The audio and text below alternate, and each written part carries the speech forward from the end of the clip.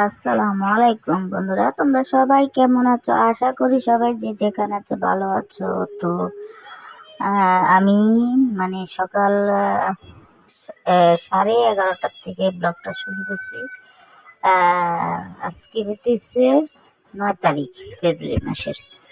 তো এই তো মিনি একটা ব্লগ তোমাদের কাছে শেয়ার করলাম। তো সকালে ঘুম থেকে উঠে আমার জামাইকে একটু পরিষ্কার করবো বন্ধুরা। প্রতিদিন এটা আমার নিত্যদিনের এটা একটা কাজ, ওনাকে একটু পরিষ্কার করে রাখা।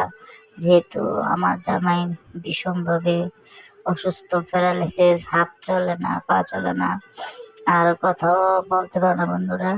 তো ওনার হাত পা হইতেছে আমি, ওনার হাত আমি, ওনার পা আমি, ওনার শরীর আমি, সবকিছুই আমি ওনার করি, আহ, পরিষ্কার পরিপাটি করে রাখি। তো সর্বক্ষণ ওনার সাথে বসে থাকতে হয়। ওনার সামনে বাইরে কেউ উনি এলাও দেয় না। তো আমি আমার সুগারটা চেক করতেছি বন্ধুরা, আমার আবার সুগারের সমস্যা। তো ওনাকে পরিষ্কার করার পর বসাই দিছি রিমোন্টিক চেয়ারের মধ্যে বসাই। এখন আমি আমার ডায়াবেটিসটা চেক করতেছি। মাঝে মধ্যে সুগারটা একটু বেড়ে যায়, আবার কমে যায়। তো এইভাবে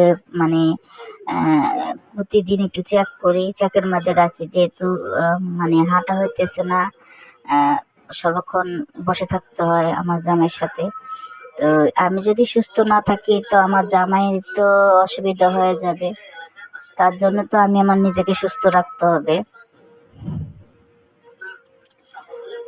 তো বন্ধুরা, আসলে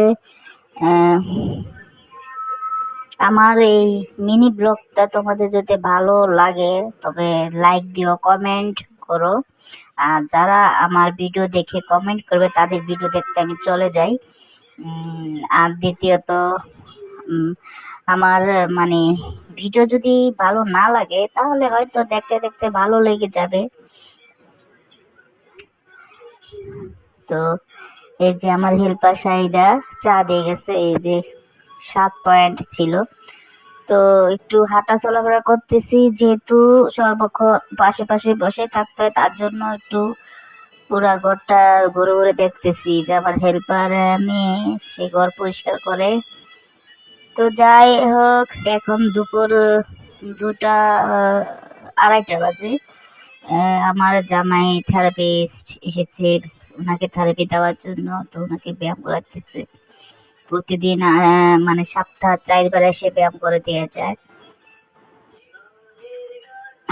আমি আসলে মানে খুব আমার জীবনটা আসলে কি বলবো বন্ধুরা, স্বামী অসুস্থ থাকলে মেয়েদের ভিতরে যে একটা আঘাত, যে কষ্ট, এটা ফিল করতে হয়। তো দুপুরে খাওয়া দাওয়া করলাম, থেরাপিটা ডাক্তার আসে তখন আমি কি করলাম, এই যে পরের দিন সকালে কেক দিয়ে গেছে। এটা কি কেক আমি তো জানি না, তবে কেকটা অনেক মজা। আমি অর্ধেক খেয়েছি আর অর্ধেক শাহিদা 2টা বাচ্চাকে দিয়ে ফেলেছি যে ওরা খাক। যাই হোক বন্ধুরা, ভিডিওটা বেশি বড় করলাম না। ততক্ষণ পর্যন্ত সুস্থ থেকো, ভালো থাকো। আল্লাহ হাফেজ।